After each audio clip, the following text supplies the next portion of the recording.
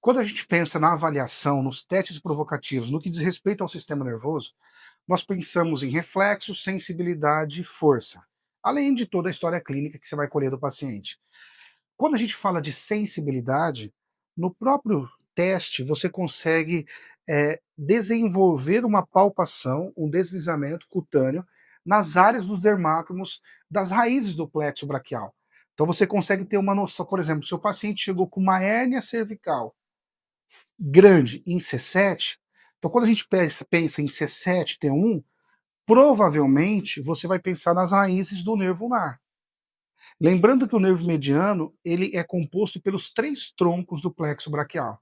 Então a ideia aqui é você fazer uma varredura na pele, sempre bilateral, sensibilidade e força, para você ter esse parâmetro de comparação, tá certo? O que você espera na pele? A palpação, o teste de sensibilidade dentro dos parâmetros normais, você pode ter um aumento de sensibilidade e uma diminuição de sensibilidade. Uma parestesia ou até uma alodinia, pacientes que não suportam o toque, sente dor, a palpação da pele.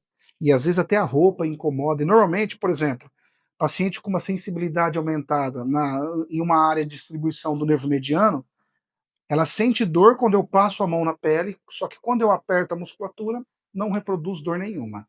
Tudo bem? Então aqui a gente vai avaliar a sensibilidade. E em relação à força, você tem que conhecer os nervos do plexo braquial e quais são os músculos inervados. Então aqui eu vou mostrar para vocês uma sequência onde você consegue, por exemplo, avaliar deltoide, tenta levantar o braço. Então aqui eu pego o deltoide médio para frente, deltoide anterior para trás, deltoide posterior. Esse para frente eu pego o deltoide e já avalio as fibras que inervam o músculo peitoral. Então aqui, quem que inerva o deltoide? Nervo axilar. Eu posso avaliar a flexão do cotovelo. Então depende muito da posição, flexiona agora, para você trabalhar o braquial ou o bíceps braquial. Ambos recebem inervação do nervo músculo cutâneo. Eu posso avaliar a extensão do cotovelo. Depois eu posso avaliar a extensão do punho. A extensão do punho, normalmente a gente deixa o cotovelo estendido. E aí eu peço para o paciente força. A extensão do punho. Então aqui a gente está pensando no músculo, no nervo radial. O nervo ulnar, como ele inerva a musculatura intrínseca da mão, uma das formas que você tem de avaliar o nervo ulnar é, por exemplo, fechando os dedos, e aí você pede para o paciente tentar abrir os dedos. E você pode abrir os dedos, entrelaçar com os pacientes os seus dedos, e agora você pede para ele fechar os dedos. Fecha, força, força. Então esse movimento não pode vir acompanhado de dor ou perda de força. E assim você consegue trabalhar os principais. E a mesma coisa, pronador redondo, quadrado. Então se você vai avaliar os pronadores, você vai pensar no nervo mediano. Se você vai avaliar, né, uma isometria aqui dos supinadores, você vai pensar no nervo radial e assim por diante. Tudo bem? Então avaliamos sensibilidade, avaliamos força. Então, pessoal, agora nós vamos avaliar as 3 principais raízes que compõem o plexo braquial: nervo mediano, nervo radial e nervo ulnar. É importante que vocês entendam que os nossos pacientes, geralmente, eles não vão, obviamente, falar qual é o nervo que está cometido e etc. Isso vai ser traduzido em gestos do cotidiano. Um exemplo claro para começar esse assunto é o teste de tensão do nervo ulnar, onde, por exemplo, se o paciente fizer esse movimento de máscara, tenta fazer isso com os dedos assim, isso. Esse é um movimento de maior tensão do nervo ulnar. E isso pode ser traduzido, por exemplo, em alguns gestos do cotidiano que a dor pode ser reproduzida. Um exemplo claro disso é através do tênis ou no beach tênis, o movimento do saque. Então, para que você possa sacar, você acaba somando movimentos para traduzir no gesto do saque que você coloque em tensão o nervo ulnar. Isso é importante porque corrobora com a sua avaliação, com a sua anamnese. O que houve nos últimos dias de diferente que culminou nessa dor? O seu meio ambiente mudou? O que você faz? Quais são as suas atividades de vida diárias e etc. Tudo bem? Bom, sem mais delongas, como que nós vamos testar? Primeiro é importante, se vocês lembrarem, nós falamos de tensão, deslizamento e compressão. Então, para que nós possamos avaliar o componente neural, nós precisamos colocar essas raízes sob tensão. Tudo bem?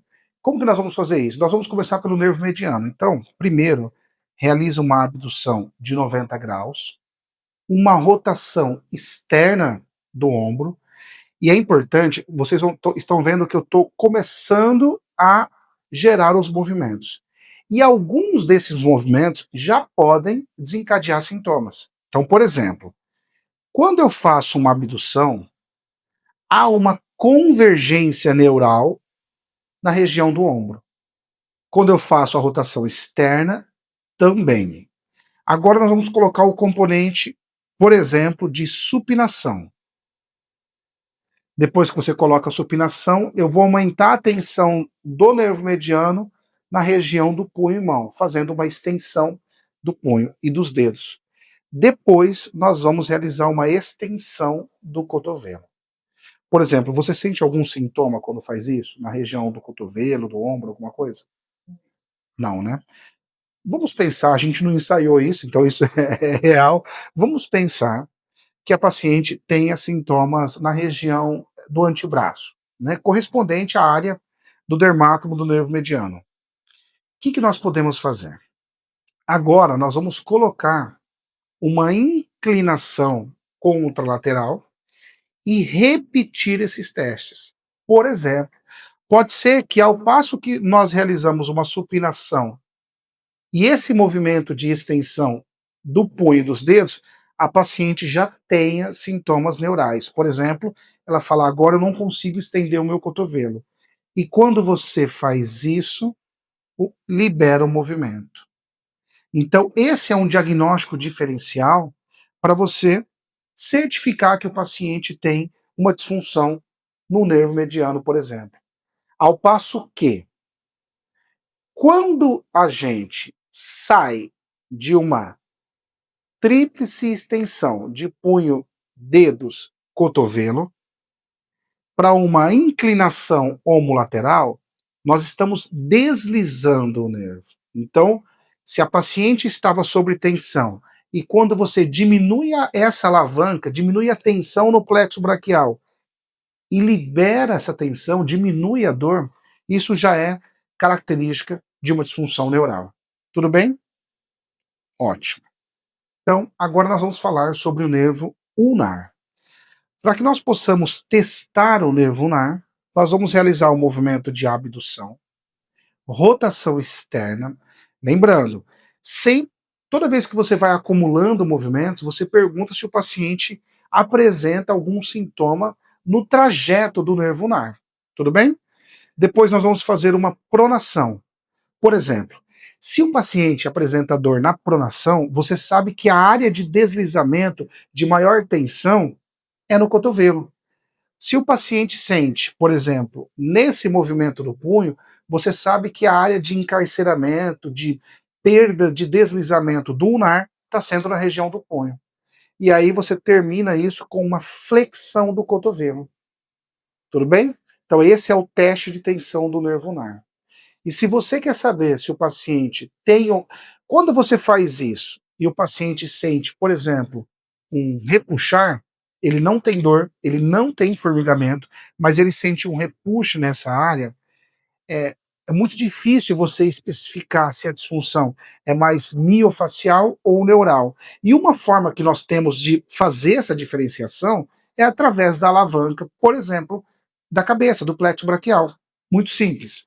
Então, se você cria uma inclinação contralateral, então de novo, e eu coloco sobre tensão nervular, e ao passo que, diminuindo essa tensão, o sintoma se aliviar, já é uma característica neural. Tudo bem? O que acontece quando o paciente faz isso? Você diminui o estresse e desliza a raiz nervosa sobre suas interfaces. Então isso provoca um deslizamento onde algumas raízes podem deslizar até 9 milímetros. Tá certo? Lembrando que no paciente agudo mesmo, com uma cervicobraquialgia, esse deslizamento, por exemplo, também pode provocar sintomas. na área de compressão. Então esse é o diagnóstico diferencial para você saber se é um problema miofacial ou se é uma disfunção neural. Tudo bem? E agora, para finalizar, eu vou mostrar para vocês como que nós colocamos em tensão o nervo radial. O nervo radial é responsável pela nutrição dos extensores do cotovelo, do punho e mão, e nós vamos fazer o seguinte, o paciente ele vai ficar com o braço, com o cotovelo estendido, com uma rotação interna, estou fazendo aqui para vocês verem, faço uma flexão do punho, perfeito, ó.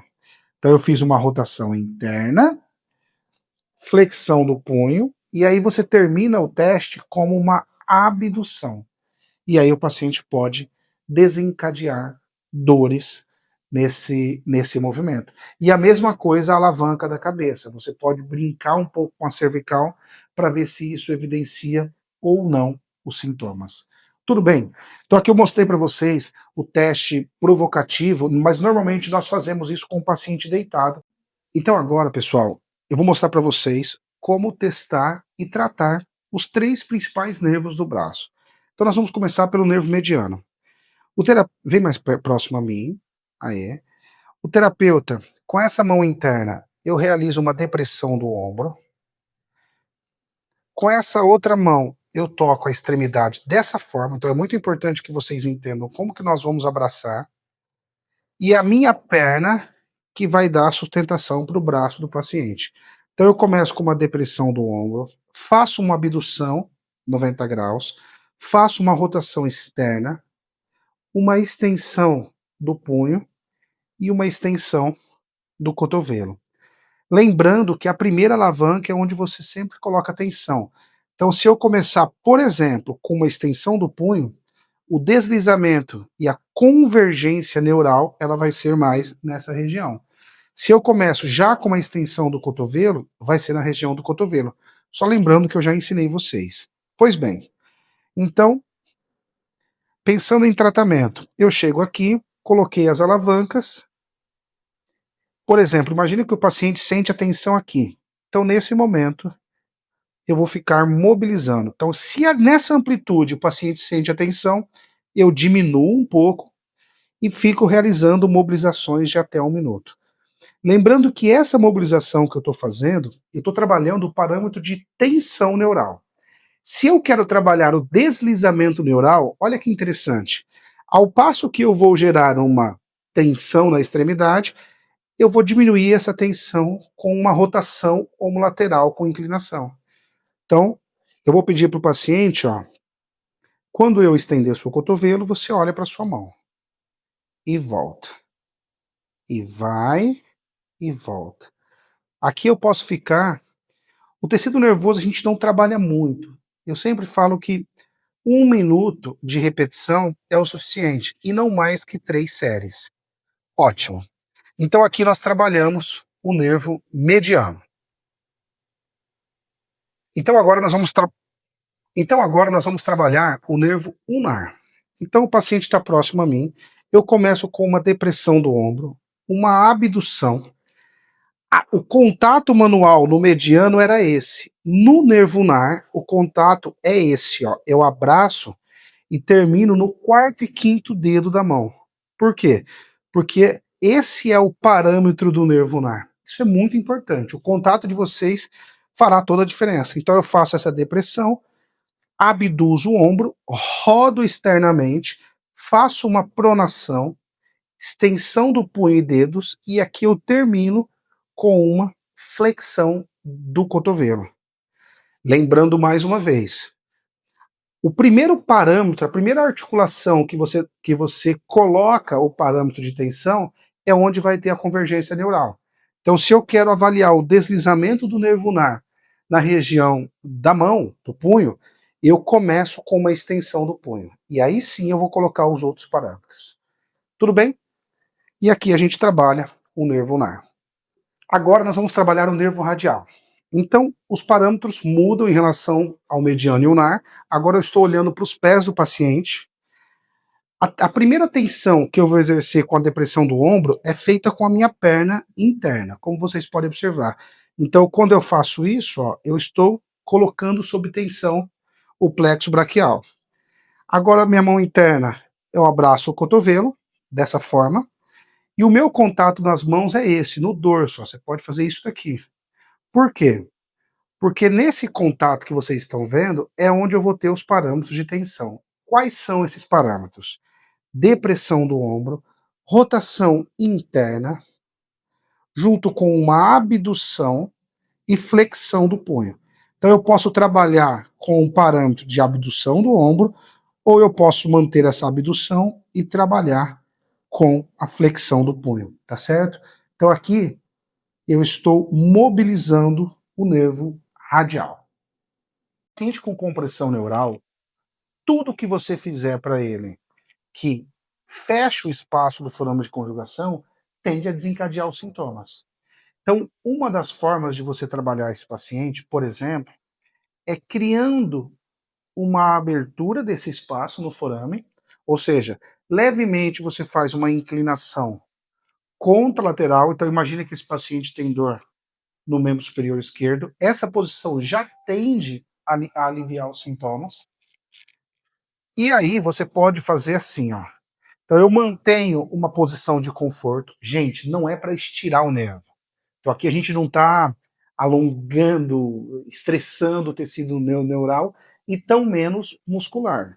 Então a minha ideia é aliviar essa compressão aqui e agora eu trabalho bem leve a mobilização neural proximal e eu posso fazer isso distal também. Então eu mantenho uma posição de abertura e aqui bem leve eu descomprimo. Lembrando que eu quero trabalhar numa barreira neural. Se você pega esse paciente e faz isso, ó, esquece, a dor tende a piorar. Bom, essa é a primeira técnica que eu queria passar. Agora eu vou mostrar para vocês uma técnica de tração. Eu posso tomar um contato no mento e aqui fazer uma pequena tração da cabeça.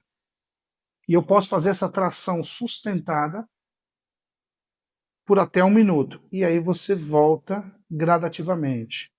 De novo, faço a tração e volto. Essa é uma forma de você trabalhar a região cervical por onde emergem essas raízes. Uma outra forma...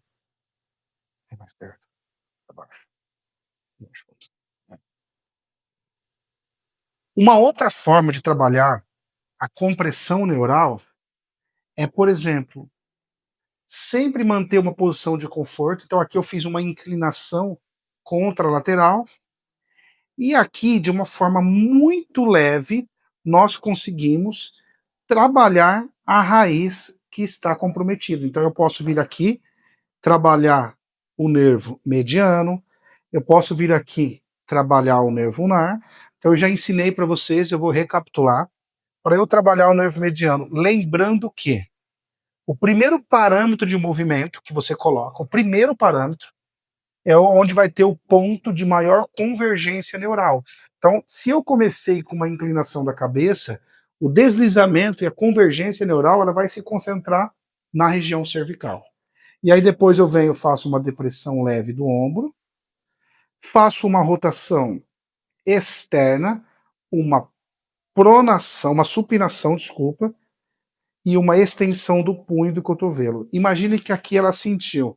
Então eu volto um pouquinho a alavanca e fico mobilizando. Normalmente, as técnicas de mobilização que nós fazemos, normalmente, não passa de 1 minuto. E é importante que vocês mantenham o mesmo ritmo e a mesma amplitude durante todo o tratamento. Tudo bem? Então eu não posso aqui dar um estímulo de um jeito, depois de outro, faço rápido, depois eu diminuo. Então eu tenho que ter um padrão na hora de trabalhar o paciente. Tudo bem?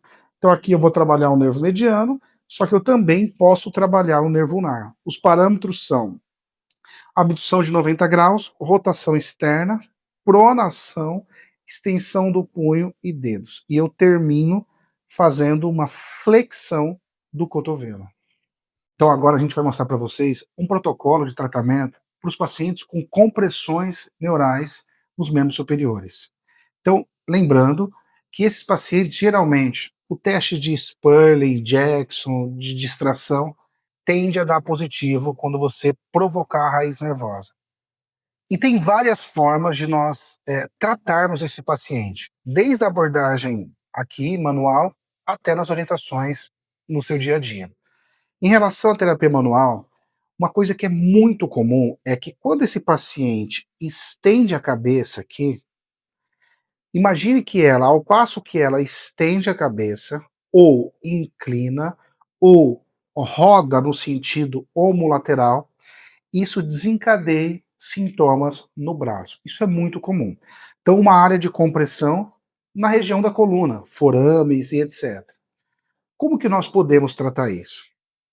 Uma das formas é melhorar o movimento da região da cervical alta. Então, por exemplo, imagine que nessa amplitude o paciente já tenha sintomas radiculares. Então eu venho com os meus polegares na região de C1 e C2. Então eu venho na região de C1 e C2, tomo contato, e quando o paciente realizar a extensão da cabeça, eu empurro, deslizo anteriormente essas duas vértebras cervicais. Então eu tomo contato, que no caso aqui, ó, entre C1 e C2, olha para o teto. E aí eu mantenho essa pressão. Mas isso é importante nessa hora que esse movimento, junto com essa minha pressão, não desencadeie os sintomas neurais. Ou seja, imagine que para o paciente sentir dor, ela tenha que vir até aqui. Então, na hora que eu começo a técnica, faça a extensão, volta. Fica fazendo isso de forma rítmica. E aí eu pergunto ao paciente: você não está sentindo o seu braço? Não, nessa amplitude eu não sinto. E aqui eu posso trabalhar. E uma das formas também de ajudar nessas situações é trabalhar o tecido facial anterior. Então você pede licença, coloca a mão no externo do paciente, a outra mão aqui atrás. Eu faço uma pressão no sentido antero-posterior e para baixo, né?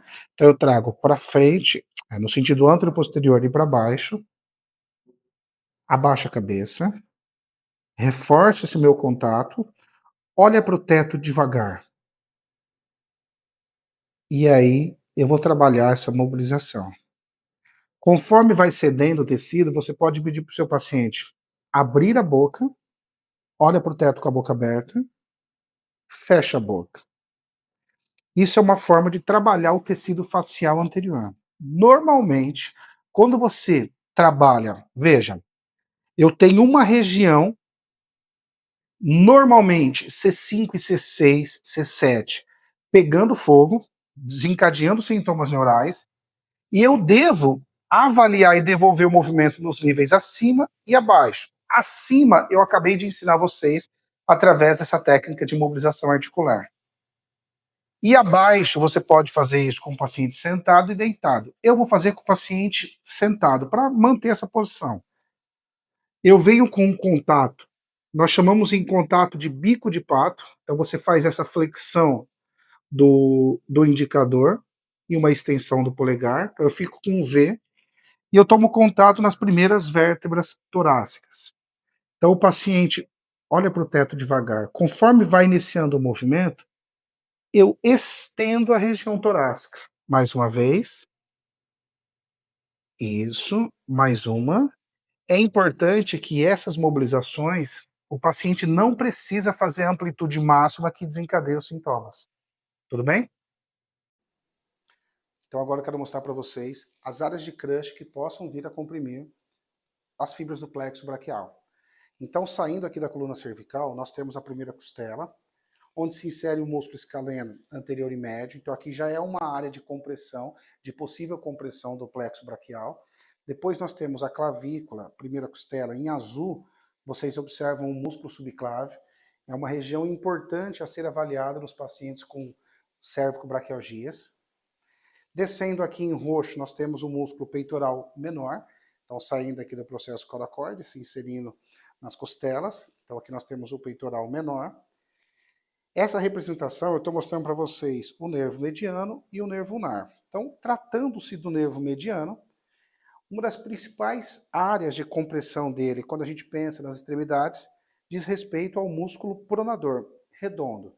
Então, as fibras do nervo mediano adentram a cabeça superficial e profunda do músculo pronador, e aqui nós podemos ter a síndrome do pronador, que pode desencadear dor na região do punho, sendo uma pseudo-cervicobraquialgia, ou seja, um sintoma neural em detrimento de compressões, de espasmos da musculatura do antebraço.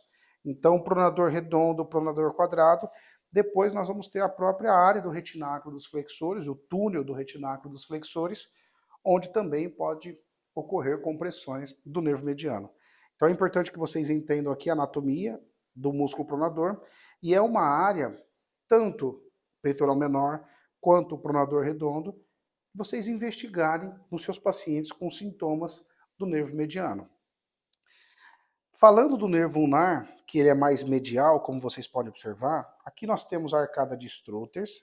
O nervo ulnar, ele passa pelo túnel do epicôndilo medial, então ele é mais medial, e ele perfura esse túnel dos flexores, do flexor ulnar do carpo.